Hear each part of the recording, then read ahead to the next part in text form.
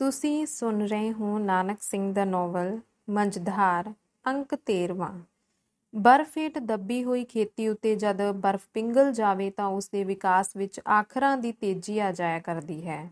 ਉਸਦੇ ਪੀਲੇ ਪੱਤਿਆਂ ਉੱਤੇ ਗੂੜ੍ਹੀ ਹਰਿਆਵਲ ਦਿਸਣ ਲੱਗ ਪੈਂਦੀ ਹੈ ਤੇ ਉਸਦੇ ਅੱਧ ਮੁਰਦਾ ਤਣਿਆਂ ਵਿੱਚ ਨਵੀਂ ਜ਼ਿੰਦਗੀ ਪੈਦਾ ਹੋ ਜਾਂਦੀ ਹੈ। ਪੁੰਨਿਆਂ ਦੀ ਜੀਵਨ ਖੇਤੀ ਉੱਤੇ ਵੀ ਇਸੇ ਤਰ੍ਹਾਂ ਦਾ ਕੋਈ ਬਰਫਾਨੀ ਧੁੰਦਾ ਉਸਰਿਆ ਸੀ ਜਿਸ ਨੇ ਉਸਦੇ ਲਗਭਗ ਸਾਰੇ ਵਿਕਾਸ ਰੋਕ ਜੇ ਦਿੱਤੇ ਸਨ।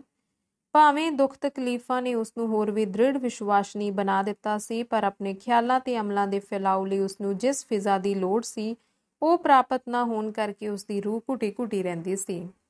ਬਰਬਾਦੀ ਦੀ ਹਨੇਰੀ ਨੇ ਉਸਨੂੰ ਜਿਸ ਬੇਗਾਨਿਆਂ ਦੀ ਧਰਤੀ ਵਿੱਚ ਲਿਆ ਸੁੱਟਿਆ, ਉੱਥੇ ਵੀ ਪੁੰਨਿਆਂ ਨੇ ਬੇਗਾਨਗੀ ਵਿੱਚੋਂ ਆਪਣਤ ਦਾ ਕਿਨਕਾ ਢੂੰਡ ਹੀ ਲਿਆ। ਪਰ ਇਹਨਾਂ ਹੋਣ ਤੇ ਵੀ ਪੁੰਨਿਆਂ ਲਈ ਉਹ ਫਿਜ਼ਾ ਨਾ ਬਣ ਸਕੀ ਜਿਹੜੀ ਉਸਦੀ ਜੀਵਨ ਖੇਤੀ ਦੇ ਨਿਸਰਨ ਲਈ ਜ਼ਰੂਰੀ ਸੀ। ਇੰਨਾ ਹੀ ਜ਼ਿੰਦਗੀ ਦੇ ਉਤਾਰਾਂ ਚੜਾਵਾਂ ਨੂੰ ਝਾਂਕਦਿਆਂ ਮੁਕਾਂਦਿਆਂ ਛੇਕੜ ਇੱਕ ਐਸੀ ਸ਼ਖਸੀਅਤ ਪੁੰਨਿਆਂ ਦੇ ਸਾਹਮਣੇ ਆ ਗਈ ਜਿਸ ਬਾਬਤ ਕਹਿਣਾ ਚਾਹੀਦਾ ਹੈ ਕਿ ਕੋਈ ਗਰਮਾਇਸ਼ ਬਣ ਕੇ ਜਿਸ ਨੇ ਉਸਦੀ ਜੀਵਨ ਖੇਤੀ ਉੱਤੇ ਜੰਮੀ ਹੋਈ ਬਰਫ਼ ਨੂੰ ਪਿੰਗਲਾ ਸੁੱਟਿਆ। ਬਰਫ਼ ਪਿੰਗਲਣ ਦੀ ਦੇਰ ਸੀ ਕਿ ਪੁੰਨਿਆਂ ਦੇ ਹਿਰਦੇ ਦੀ ਕਲੀ ਵਿੱਚ ਇੱਕ ਖੇੜਾ ਆਉਣ ਲੱਗਾ। ਇੱਕ ਪਾਸੇ ਜੇ ਉਸ ਅੰਦਰ ਆਕਰਸ਼ਕ ਖੁਆਬਾਂ ਨਵੇਂ ਸਿਰੇ ਸਰਜੀਤ ਹੋ ਉੱਠੀਆਂ ਤਾਂ ਇਸ ਦੇ ਨਾਲ ਹੀ ਉਹਨੇ ਆਪਣੇ ਅੰਦਰ ਪਿਆਰ ਦੀ ਛੂਹ ਵੀ ਮਹਿਸੂਸ ਕੀਤੀ ਜਿਹੜੀ ਕਿਸੇ ਸੁੱਤੇ ਜਾਂ ਦੱਬੇ ਹੋਏ ਜਜ਼ਬੇ ਲਈ ਪੁਨਰ ਜਾਗਰਨ ਦਾ ਕਾਰਨ ਬਣਦੀ ਜਾ ਰਹੀ ਸੀ। ਪੁੰਨਿਆਂ ਨੇ ਆਪਣੇ ਆਪ ਨੂੰ ਇੱਕ ਵਾਰੀ ਫਿਰ ਕਿਸੇ ਉਸ ਸੰਚੇ ਵਿੱਚ ਢਲਦਿਆਂ ਵੇਖਿਆ ਜਿਸ ਵਿੱਚ ਉਹ ਕਦੀ ਢਲਦੀ ਅੱਧ ਵਿਚਾਲੇ ਹੀ ਰਹਿ ਗਈ ਸੀ। ਉਸ ਦੇ ਅੰਦਰ ਸਾਹਿਤ ਪੜ੍ਹਨ ਦਾ ਸ਼ੌਂਕ ਨਵੇਂ ਸਿਰੇ ਜਾਗ ਉੱਠਿਆ। ਉਸ ਦੀ ਇਸ ਰੀਝ ਨੂੰ ਪੂਰਿਆ ਕਰਨ ਲਈ ਡਾਕਟਰ ਆਨੰਦ ਥੱਬਿਆਂ ਦੇ ਥੱਬੇ ਕਿਤਾਬਾਂ, ਰਸਾਲੇ ਤੇ ਅਖਬਾਰਾਂ ਉਸ ਲਈ ਲਿਆਉਣ ਲੱਗਾ। ਇਸ ਤੋਂ ਛੁੱਟ ਦੇਸ਼ ਦੀਆਂ ਪਰਿਸਥਿਤੀਆਂ ਤੇ ਭਾਈਚਾਰਕ ਜਾਂ ਸਦਾਚਾਰਕ ਉਨਤਾਈਆਂ ਉੱਤੇ ਦੋਹਾਂ ਦੀ ਘੰਟਿਆਂ ਬੰਦੀ ਚਰਚਾ ਹੁੰਦੀ ਰਹਿੰਦੀ। ਜਿਉਂ-ਜਿਉਂ ਪੁੰਨਿਆਂ ਦੀ ਲਿਆਕਤ ਦਾ ਭੇਦ ਡਾਕਟਰ ਆਨੰਦ ਉੱਤੇ ਖੁੱਲ੍ਹਦਾ ਜਾਂਦਾ, ਪੁੰਨਿਆਂ ਦੀ ਕਦਰ ਕੀਮਤ ਉਸਦੇ ਦਿਲ ਵਿੱਚ ਵੱਧਦੀ ਜਾਂਦੀ ਤੇ ਸਾਰਾ ਉਲਟ ਫੇਰ ਹੋ ਗਿਆ ਕੇਵਲ ਗਿਣਤੀ ਦੇ ਦਿਨਾਂ ਵਿੱਚ। ਡਾਕਟਰ ਆਨੰਦ ਭਾਵੇਂ ਕਦੀ ਪੁੰਨਿਆਂ ਦੀ ਖੁਆਬ ਵਿੱਚ ਵੀ ਨਹੀਂ ਸੀ ਆਇਆ ਕਿ ਓਪਰੀ ਤੇ ਕਿੱਡੀ ਮਹਾਨ ਸ਼ਖਸੀਅਤ ਉਸਦੀ ਜ਼ਿੰਦਗੀ ਉੱਤੇ ਅਧਿਕਾਰ ਜਮਾ ਲਵੇਗੀ। ਜਿਉਂ-ਜਿਉਂ ਉਸਦਾ ਸਾਥ ਉਸਨੂੰ ਪ੍ਰਾਪਤ ਹੁੰਦਾ ਗਿਆ, ਬਰਫ਼ ਪਿੰਗਲਦੀ ਗਈ, ਖੇਤੀ ਪੁੱਗਰਦੀ ਗਈ। ਡਾਕਟਰ ਆਨੰਦ ਨੂੰ ਉਹ ਜਿਸ ਵੀ ਜਾਮੀਏ ਤੋਂ ਵੇਖਦੀ 12 ਦਾ ਸੋਹਣਾ ਹੀ ਉਸਨੂੰ ਦਿਖਾਈ ਦਿੰਦਾ। ਅਲਬੱਤਾ ਇੱਕ ਗੱਲ ਜ਼ਰੂਰ ਸੀ ਜਿਹੜੀ ਕਦੀ-ਕਦੀ ਉਸਦੇ ਅੰਦਰ ਕੁਝ ਅਜੀਬ ਤਰ੍ਹਾਂ ਦੇ ਸਵਾਲ ਬਣ ਕੇ ਮਸ਼ਰਨ ਲੱਗਦੀ, ਇਹ ਇੰਨੀ ਦੌਲਤ ਇਸ ਕੋਲ ਕਿੱਥੋਂ ਆ ਗਈ? ਪੁੰਨਿਆਂ ਨੇ ਆਪਣਾ ਨਿਵਾਸ ਬਦਲ ਲਿਆ ਹੈ, ਪਰ ਜੇ ਕੋਈ ਉਸਦੀ ਅੰਤਰ ਆਤਮਾ ਵਿੱਚ ਡੂੰਘੇਰੀ ਝਾਂਤੀ ਮਾਰ ਕੇ ਵੇਖੇ ਤਾਂ ਪਤਾ ਲੱਗੇਗਾ ਕਿ ਨਿਵਾਸ ਬਦਲਣ ਦੇ ਨਾਲ ਹੀ ਜਿਵੇਂ ਉਸਨੇ ਸਮੁੱਚਾ ਜੀਵਨ ਹੀ ਬਦਲ ਲਿਆ ਹੈ। ਉਸਦੇ ਅੰਦਰੋਂ ਜਿਵੇਂ ਕੋਈ ਅਣਸਮਝੀਆਂ ਤਾਕਤਾਂ ਦਾ ਸੋਮਾ ਫੁੱਟ ਪਿਆ ਹੈ। ਮੌਜੂਦਾ ਸਮਾਜ, ਰਾਜਨੀਤੀ ਤੇ ਦੇਸ਼ ਦੇ ਆਰਥਿਕ ਹਾਲਾਤ ਨਾਲ ਜਿਉਂ-ਜਿਉਂ ਉਸਦੀ ਜਾਣ ਪਛਾਣ ਹੁੰਦੀ ਗਈ, ਉਸਦੇ ਅੰਦਰ ਪਰਿਵਰਤਨ ਆਉਂਦਾ ਗਿਆ। ਮੁੱਢਲੀਆਂ 2-3 ਮੁਲਾਕਾਤਾਂ ਵਿੱਚ ਡਾਕਟਰ ਆਨੰਦ ਨੇ ਉਸਦੀਆਂ ਰੁਚੀਆਂ ਤੇ ਝੁਕਾਵਾਂ ਦਾ ਅਨੁਮਾਨ ਲਾ ਲਿਆ ਸੀ। ਆਪਣੇ ਵਤਨ ਤੇ ਵਤਨ ਵਾਸੀਆਂ ਲਈ ਪੁੰਨਿਆਂ ਦੇ ਅੰਦਰ ਕਿੰਨੀ ਤੜਪ, ਕਿੰਨਾ ਦਰਦ ਹੈ, ਇਹ ਸਮਝਣ ਵਿੱਚ ਉਸਨੂੰ ਦੇਰ ਨਾ ਲੱਗੀ। ਖਾਸ ਕਰਕੇ ਜਿਨ੍ਹਾਂ ਹਾਲਤਾਂ ਵਿੱਚੋਂ ਲੰਘਦੀ ਹੋਈ ਪੁੰਨਿਆਂ ਇੱਥੇ ਤੱਕ ਅੱਪੜੀ ਸੀ, ਉਸ ਰਸਤੇ ਦਾ ਚੁੱਕਿਆ ਹੋਇਆ ਹਰ ਕਦਮ ਪੁੰਨਿਆਂ ਦੀ ਦਿਲ ਕਿਤਾਬ ਦੇ ਵਰਕਿਆਂ ਉੱਤੇ ਮੋਟੇ ਅੱਖਰਾਂ ਵਿੱਚ ਲਿਖਿਆ ਉਸਨੂੰ ਦਿਖਾਈ ਦੇਣ ਲੱਗ ਪਿਆ ਸੀ। ਦਿਨ ਲੰਘਦੇ ਗਏ ਤੇ ਖਿਆਲਾਂ ਦਾ ਵਟਾਂਦਰਾ ਦੋਹਾਂ ਨੂੰ ਇੱਕ ਦੂਜੇ ਵੱਲ ਖਿੱਚਦਾ ਗਿਆ। ਖਿਆਲਾਂ ਤੋਂ ਛੁੱਟ ਇੱਕ ਹੋਰ ਚੀਜ਼ ਦਾ ਵਟਾਂਦਰਾ ਵੀ ਅਵਸ਼ ਸੀ ਤੇ ਇਹ ਸੀ ਦਿਲਾਂ ਦਾ ਵਟਾਂਦਰਾ ਜਿਹੜਾ ਬਿਨਾਂ ਕਿਸੇ ਪ੍ਰਗਟਾਓ ਤੋਂ ਹੁੰਦਾ ਜਾ ਰਿਹਾ ਸੀ, ਜਿਸ ਨੇ ਦੋਹਾਂ ਨੂੰ ਇੱਕ ਦੂਜੇ ਦੇ ਇਤਨਾ ਨੇੜੇ ਲੈ ਆਂਦਾ ਸੀ ਕਿ ਜਿਸ ਨੂੰ ਅਸੀਂ ਆਪਣਤ ਤੋਂ ਬਿਨਾਂ ਹੋਰ ਕੁਝ ਨਹੀਂ ਸਮਝ ਸਕਦੇ। 20-21 ਵਰ੍ਹਿਆਂ ਦੀ ਕੁੜੀ ਜਿਸ ਦੀ ਵਿੱਦਿਆ ਦਾ ਦਾਇਰਾ ਕੇਵਲ 10ਵੀਂ ਤੱਕ ਹੀ ਮਹਿਦੂਦ ਹੈ, ਇਤਨੀ ਸਮਝਦਾਰ ਹੋਵੇਗੀ। ਉਸਦੇ ਭਾਵਾਂ ਵਿੱਚ ਲੋਕ ਪੀੜ ਦੀਆਂ ਇੰਨੀਆਂ ਚੀਜ਼ਾਂ ਲੁਕੀਆਂ ਹੋਣਗੀਆਂ ਤੇ ਹਕੂਮਤੀ ਅਨਰਥਕਾਰੀਆਂ ਦੇ ਵਿਰੁੱਧ ਉਸਦੇ ਅੰਦਰ ਇੰਨੀ ਪੀੜ ਇਕੱਠੀ ਹੋਈ ਪਈ ਹੈ। ਡਾਕਟਰ ਆਨੰਦ ਦੇ ਸੁਪਨੇ ਵਿੱਚ ਵੀ ਕਦੀ ਇਹ ਗੱਲ ਨਹੀਂ ਸੀ ਆ ਸਕਦੀ। ਉਸਨੂੰ ਨਿਸ਼ਚਾ ਹੋ ਗਿਆ ਕਿ ਪੁੰਨਿਆ ਆਪਣੇ ਦੇਸ਼ ਲਈ ਇਤਨਾ ਕੀਮਤੀ ਸਰਮਾਇਆ ਹੈ। ਇਸ ਸੰਬੰਧੀ ਉਸਦੇ ਅੰਦਰ ਵਿਚਾਰ ਪੈਦਾ ਹੋਇਆ। ਦੇਸ਼ ਸੇਵਾ ਦੀ ਹੋਂਦ ਕਿਸੇ ਬਹੁਤ ਉੱਚੇ ਥਾਂ ਨੂੰ ਸੁਸ਼ੋਭਿਤ ਕਰ ਸਕੇਗੀ ਜਿਸ ਨੂੰ ਇਸ ਪਾਸੇ ਲਾਇਆ ਜਾਵੇ। ਇਸ ਖਿਆਲ ਨੂੰ ਅਮਲੀ ਸ਼ਕਲ ਦੇਣ ਲਈ ਉਸਨੇ ਇੱਕ ਦਿਨ ਕਾਂਗਰਸ ਮੈਂਬਰੀ ਦਾ ਫਾਰਮ ਲਿਆ ਕੇ ਉਸਦੇ ਸਾਹਮਣੇ ਰੱਖ ਦਿੱਤਾ। ਡਾਕਟਰ ਦਾ ਖਿਆਲ ਸੀ ਕਿ ਪੁੰਨਿਆ ਬਿਨਾਂ ਹੀਲ ਹੁੱਜਤ ਫਾਰਮ ਉੱਤੇ ਦਸਤਖਤ ਕਰ ਦੇਵੇਗੀ, ਪਰ ਐਸਾ ਨਹੀਂ ਹੋਇਆ। ਪੁੰਨਿਆ ਨੇ ਇਹ ਕਹਿ ਕੇ ਦਸਤਖਤ ਕਰਨੋਂ ਇਨਕਾਰ ਕਰ ਦਿੱਤਾ ਕਿ ਕਾਂਗਰਸ ਅਤੇ ਉਸਦੇ ਆਦਰਸ਼ਾਂ ਉੱਤੇ ਭਰੋਸਾ ਰੱਖਦੀ ਹੋਈ ਵੀ ਉਹ ਅੱਜ ਕੱਲ੍ਹ ਦੇ ਕਾਂਗਰਸੀਆਂ ਨੂੰ ਨਫ਼ਰਤ ਕਰਦੀ ਹੈ, ਕਿਉਂਕਿ ਆਏ ਦਿਨ ਅਖਬਾਰਾਂ ਵਿੱਚ ਉਹਨਾਂ ਦੀਆਂ ਕਰਤੂਤਾਂ ਪੜ੍ਹ ਕੇ ਉਸਦਾ ਦਿਲ ਫੱਟੜ ਹੋਇਆ ਪਿਆ ਸੀ। ਪਰ ਡਾਕਟਰ ਵੀ ਪੂਰਾ ਹਠੀ ਨਿਕਲਿਆ, ਜਿਸਨੇ ਅਖੀਰ ਉਸ ਪਾਸੋਂ ਫਾਰਮ ਭਰਵਾ ਹੀ ਲਿਆ। ਅਸਲ ਗੱਲ ਜਿਹੜੀ ਇਸ ਮਾਮਲੇ ਦੀ ਤਹਿ ਵਿੱਚ ਕੰਮ ਕਰ ਰਹੀ ਸੀ, ਡਾਕਟਰ ਆਨੰਦ ਨੇ ਉਸ ਪਾਸੋਂ ਲੁਕਾਈ ਰੱਖੀ। ਪੁੰਨਿਆ ਨੂੰ ਇਹ ਤਾਂ ਪਤਾ ਸੀ ਕਿ ਡਾਕਟਰ ਅਸੈਂਬਲੀ ਦੀ ਚੋਣ ਲੜਨ ਲਈ ਅੱਜਕੱਲ ਜੁਟਿਆ ਹੋਇਆ ਹੈ, ਪਰ ਉਸਨੂੰ ਇਹ ਨਹੀਂ ਸੀ ਪਤਾ ਕਿ ਇਸ ਸ਼ਹਿਰ ਵਿੱਚ ਕਾਂਗਰਸ ਦੇ 2 ਧੜੇ ਨੇ ਤੇ ਦੋਹਾਂ ਵੱਲੋਂ ਵੱਖ-ਵੱਖ ਉਮੀਦਵਾਰ ਖੜੇ ਕੀਤੇ ਜਾ ਰਹੇ ਨੇ। ਡਾਕਟਰ ਆਨੰਦ ਨੂੰ ਡਰ ਸੀ ਕਿ ਜੇ ਪੁੰਨਿਆ ਉੱਤੇ ਧੜੇਬੰਦੀ ਤੇ ਵੱਖੋ-ਵੱਖ ਚੋਣ ਘੋਲ ਦਾ ਭੇਦ ਖੁੱਲ ਗਿਆ ਤਾਂ ਉਸਨੇ ਮੈਂਬਰ ਨਹੀਂ ਬਣਨਾ। ਪਰ ਸਵਾਲ ਇਹ ਹੈ ਕਿ ਡਾਕਟਰ ਨੂੰ ਐਡੀ ਕਾਹਲ ਕੀ ਸੀ? ਕਿਉਂ ਉਹ ਫਾਰਮ ਭਰਵਾਉਣ ਲਈ ਉਸਦੇ ਮਗਰ ਪੈ ਗਿਆ ਸੀ? ਕਿਤੇ ਇਹ ਤਾਂ ਨਹੀਂ ਕਿ ਉਹ ਚੋਣ ਘੋਲ ਲਈ ਪੁੰਨਿਆ ਨੂੰ ਹਥਿਆਰ ਦੇ ਤੌਰ ਤੇ ਵਰਤਣਾ ਚਾਹੁੰਦਾ ਹੋਵੇ। ਮਕਾਨ ਬਦਲਣ ਤੋਂ ਛੇਤੀ ਹੀ ਮਗਰੋਂ ਪੁੰਨਿਆ ਨੂੰ ਨੌਕਰੀ ਵੀ ਮਿਲ ਗਈ। ਕੈਂਪ ਹਸਪਤਾਲਾਂ ਵਿੱਚ ਇਸਤਰੀ ਬਿਮਾਰਾਂ ਦੀ ਦੇਖਭਾਲ ਲਈ ਡਾਕਟਰ ਆਨੰਦ ਦੇ ਅਧੀਨ ਇੱਕ ਨਰਸ ਦੀ ਲੋੜ ਨੂੰ ਕਾਫੀ ਚਿਰ ਤੋਂ ਮਹਿਸੂਸ ਕੀਤਾ ਜਾ ਰਿਹਾ ਸੀ ਤੇ ਇਹ ਕੰਮ ਡਾਕਟਰ ਦੇ ਹੀ ਹੱਥ ਵਿੱਚ ਸੀ, ਜਿਸ ਕਰਕੇ ਬਿਨਾਂ ਕਿਸੇ ਖੇਚਲ ਤੋਂ ਉਸਨੂੰ ਇਸ ਦੀ ਮਨਜ਼ੂਰੀ ਮਿਲ ਗਈ, ਜਿਸ ਦਾ ਫਲਰੂਪ ਹੁਣ ਮਿਸ ਪੁੰਨਿਆ ਬਕਾਇਦਾ ਤੌਰ ਤੇ ਡਾਕਟਰ ਆਨੰਦ ਦੀ ਅਸਿਸਟੈਂਟ ਸੀ ਤੇ ਰੋਜ਼ ਕਈ ਘੰਟੇ ਉਸਨੂੰ ਡਾਕਟਰ ਆਨੰਦ ਦੇ ਨਾਲ ਕੈਂਪਾਂ ਵਿੱਚ ਜਾਣਾ ਪੈਂਦਾ ਸੀ। ਪੁੰਨਿਆ ਦੀ ਇੱਕ ਚੁਰੋਕੀ ਰੀਝ ਪੂਰੀ ਹੋਈ। ਬੜੇ ਚਿਰਾਂ ਤੋਂ ਕਿਸੇ ਇਹੋ ਜਿਹੇ ਮੌਕੇ ਦੀ ਭਾਲ ਵਿੱਚ ਸੀ।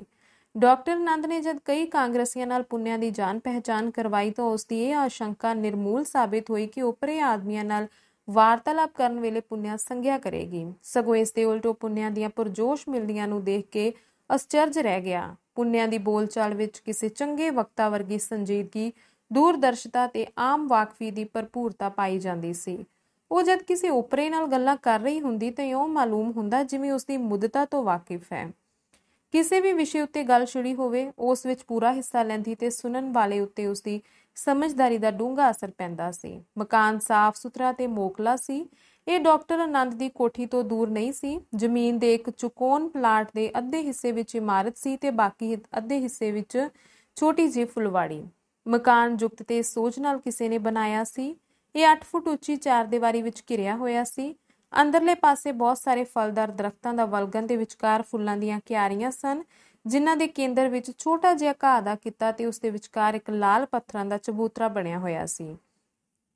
ਪੁੰਨਿਆ ਨੂੰ ਰੋਜ਼ਾਨਾ ਡਾਕਟਰ ਦੇ ਨਾਲ ਕੰਮ ਤੇ ਜਾਣਾ ਪੈਂਦਾ ਤੇ ਉੱਥੋਂ ਆ ਕੇ ਉਹ ਫੁੱਲਾਂ ਬੂਟਿਆਂ ਦੀ ਸੇਵਾ ਵਿੱਚ ਕਾਫੀ ਵਕਤ ਗੁਜ਼ਾਰ ਦਿੰਦੀ ਤੇ ਪਰਮਾ ਉਸਦੇ ਬੰਧਨਾਂ ਵੱਲੋਂ ਪੁੰਨਿਆ ਨੂੰ ਆਪਣਾ ਗਲਾ ਦਿਲੋਂ ਦਿਨ ਆਜ਼ਾਦ ਹੁੰਦਾ ਜਾਂਦਾ ਮਾਲੂਮ ਹੁੰਦਾ ਸੀ।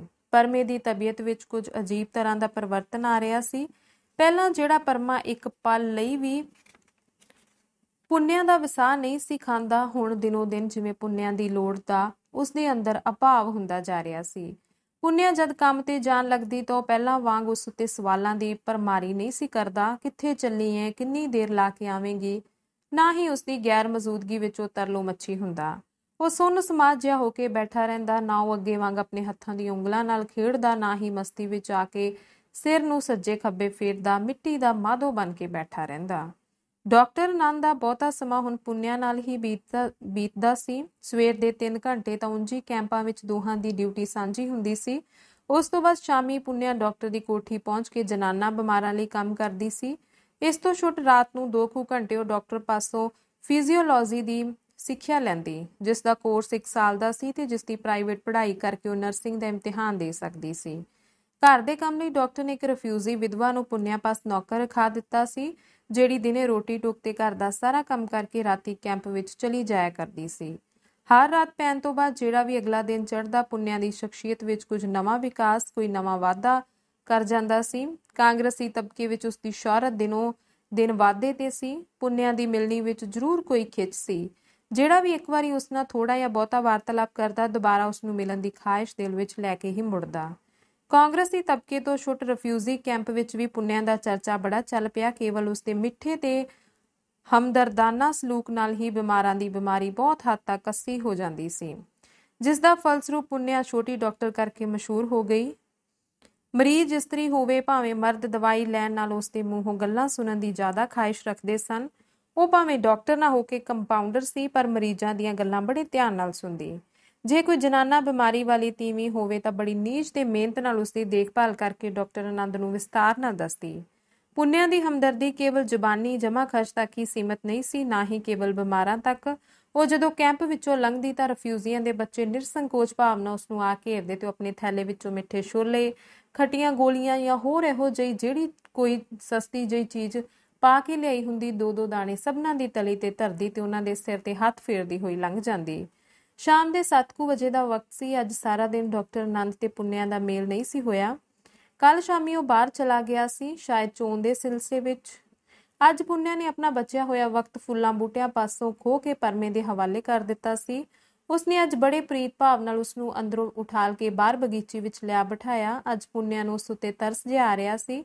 ਸ਼ਾਇਦ ਆਪਣੀ ਲਾਪਰਵਾਹੀ ਕਰਕੇ ਕਈਆਂ ਦਿਨਾਂ ਤੋਂ ਉਸਨੂੰ ਪਰਮੇ ਵੱਲ ਧਿਆਨ ਦੇਣ ਦੀ ਘੱਟ ਵੇਲ ਮਿਲੀ ਸੀ। ਬਰਸਾਤੀ ਬੱਦਲਾਂ ਦੀ ਆਮਦ ਸ਼ੁਰੂ ਹੋ ਚੁੱਕੀ ਸੀ। ਸਵੇਰੇ ਮੀਂਹ ਦਾ ਛਿੜਕਾਅ ਹੋਣ ਤੋਂ ਬਾਅਦ ਦੁਪਹਿਰੇ ਕੜਾਕੇ ਦੀ ਧੁੱਪ ਲੱਗੀ ਸੀ ਤੇ ਉਸ ਤੋਂ ਬਾਅਦ ਹੁਣ ਫਿਰ ਮੀਂਹ ਝੱਖੜ ਦਾ ਰੰਗ ਦਿਖਾਈ ਦੇਣ ਲੱਗ ਪਿਆ ਸੀ। ਠੰਡੀ ਤੇ ਭਿੱਜੀ ਹਵਾ ਦੇ ਫਾਂਡੇ ਸੁਖਾਵੇਂ ਮਾਲੂਮ ਹੁੰਦੇ ਸਨ। ਨਾਲੇ ਸਵੇਰ ਦੇ ਮੀਂਹ ਕਰਕੇ ਫੁਲਵਾੜੀ ਤੇ ਉਸਦੇ ਆਲੇ ਦੁਆਲੇ ਨਹਾਤੇ ਹੋਏ ਦਰਖਤ ਅੱਖਾਂ ਵਿੱਚ ਠੰਡਕ ਜਿਹੀ ਪਾ ਰਹੇ ਸਨ। ਫੁਲਵਾੜੀ ਦੇ ਵਿਚਕਾਰ ਜਿਹੜਾ ਲਾਲ ਪੱਥਰਾਂ ਦਾ ਚਬੂਤਰਾ ਬਣਿਆ ਹੋਇਆ ਸੀ, ਇਸ ਨੂੰ ਰੋਜ਼ ਲੌਡੇ ਵੇਲੇ ਮਾਸ਼ਕੀ ਪਾਣੀ ਪਾ ਕੇ ਠੰਡਾ ਕਰ ਦਿੰਦਾ ਹੁੰਦਾ ਸੀ।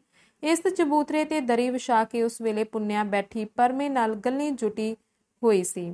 ਤੈਨੂੰ ਕੀ ਹੁੰਦਾ ਜਾਂਦਾ ਵੇ ਪਰਮਿਆ ਦਿਨੋਂ ਦਿਨ? ਮੈਨੂੰ ਬੀਬੀ। ਪਰਮਾ ਹੁਣ ਪੁੰਨਿਆ ਨੂੰ ਮਾਂ ਦੇ ਥਾਂ ਬੀਬੀ ਕਹਿ ਕੇ ਬੁਲਾਉਣ ਲੱਗ ਪਿਆ ਸੀ। ਇਹ ਸ਼ਾਇਦ ਪੁੰਨਿਆ ਦੀ ਕਰੜੀ ਹਦਾਇਤ ਦਾ ਹੀ ਫਲ ਸੀ। ਤੈਨੂੰ ਨਹੀਂ ਤੇ ਹੋਰ ਕਿਸ ਨੂੰ? ਪੁੰਨਿਆ ਨੇ ਮਿੱਠੀ ਜਿਹੀ ਝਿੜਕ ਨਾਲ ਕਿਹਾ। ਤੂੰ ਬਿਲਕੁਲ ਦੁੰਨ ਵੱਟਾ ਬੰਦਾ ਜਾਣਾ ਏ ਦਿਨੋਂ ਦਿਨ। ਗੱਲ ਕੀ ਏ? ਪਰਮੇ ਨੇ ਉਦਾਸ ਜਿਹੇ ਢੰਗ ਨਾਲ ਅੱਖਾਂ ਦੇ ਡੇਲਿਆਂ ਨੂੰ ਇੱਧਰ ਉੱਧਰ ਫੇਰਨ ਤੋਂ ਬਾਅਦ ਕੋਈ ਜਵਾਬ ਨਾ ਦਿੱਤਾ। ਬੋਲਦਾ ਕਿਉਂ ਨਹੀਂ ਵੇ? ਉਸਨੇ ਫਿਰ ਝਿੜਕਿਆ। ਕੁਝ ਨਹੀਂ ਬੀਬੀ। ਕੁਝ ਨਹੀਂ ਦਾ ਕੀ ਮਤਲਬ? ਮੈਂ ਵੇਖਦੀ ਨਹੀਂ ਹਰ ਵੇਲੇ ਸੁੱਜ ਕੇ ਭੜੋਲਾ ਬਣਿਆ ਰਹਿਣਾ ਵੇ। ਅੱਗੇ ਹੱਸਦਾ ਸੈਂ, ਗੱਲਕੱਤ ਕਰਦਾ ਸੈਂ, ਹੁਣ ਤਾਂ ਜੀਕਨ ਮੂੰਹ ਵਿੱਚ ਦਹੀਂ ਜਮਾਈ ਰੱਖਣਾ ਏ। ਕੁਝ ਨਹੀਂ ਬੀਬੀ। ਪਰਮੇ ਨੇ ਸਿਰ ਮਾਰਦਿਆਂ ਪਹਿਲੇ ਜਵਾਬ ਨੂੰ ਹੀ ਦੁਹਰਾ ਦਿੱਤਾ, ਜਿਸ ਤੋਂ ਪੁੰਨਿਆ ਨੂੰ ਕੌੜ ਚੜ ਗਈ। ਕੁਝ ਨਹੀਂ ਬੀਬੀ, ਕੁਝ ਨਹੀਂ ਬੀਬੀ, ਇਹ ਕੀ ਜਵਾਬ ਹੋਇਆ? ਸੱਚੋ ਸੱਚ ਦੱਸ, ਕੀ ਸੋਚਦਾ ਰਹਿਣਾ ਹੈ ਹਰ ਵੇਲੇ ਤੂੰ? ਕੁਝ ਨਹੀਂ ਬੀਬੀ। ਦਫਾ ਹੋ। ਕੁਝ ਨਹੀਂ ਤੇ ਕਲੰਕ ਜਿਹਾ ਕਿੱਥੇ ਲਿਖਿਆ ਪਿਆ ਸੀ? ਦੱਸਦਾ ਕਿਉਂ ਨਹੀਂ? ਮੈਂ ਕੀ ਪੁੱਛਿਆ ਤੇਰੇ ਕੋਲੋਂ?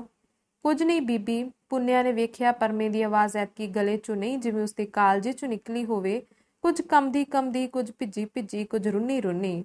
ਪਰ ਇਸ ਘੜੀ ਮੁੜੀ ਇੱਕੋ ਤਰ੍ਹਾਂ ਦੇ ਜਵਾਬ ਨੇ ਪੁੰਨਿਆ ਦੇ ਸਬਰ ਨੂੰ ਹੋਰ ਚਿਪ ਚੜਾ ਦਿੱਤੀ ਤੇ ਵਧੇਰੇ ਕਾਹਲੀ ਪੈ ਕੇ ਪੁੱਛਿਆ, ਤੂੰ ਆਦਮੀ ਏ ਕਿ ਗਧਾ? ਪਤਾ ਨਹੀਂ ਲੱਗਦਾ ਤੈਨੂੰ ਕਿ ਮੈਂ ਕੀ ਪੁੱਛਣੀ ਪਈ ਆ ਤੇਰੇ ਕੋਲੋਂ?